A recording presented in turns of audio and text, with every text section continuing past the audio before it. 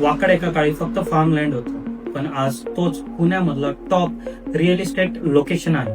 हा आहे episode 1 of Wakad locality decoded series. 10-15 वर्ष आधी वाकड हे फक्त गावठाण एरिया होतं. कमी डेव्हलपमेंट, बेसिक इन्फ्रास्ट्रक्चर आणि लिमिटेड रेसिडेन्शियल ऑप्शन्स.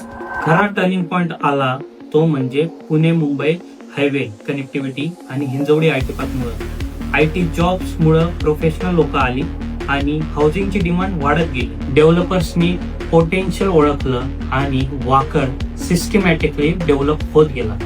आज वाकड एक एस्टॅब्लिश लोकॅलिटी आहे.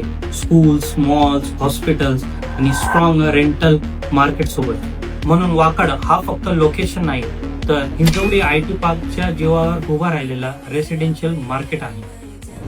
फॉलो करा पुढच्या एपिसोड मध्ये वाकड मधल्या रेसिडेन्शियल डिमांड आणि आयटी क्राऊडचा इम्पॅक्ट कसा झाला ते जाणून घेण्यासाठी.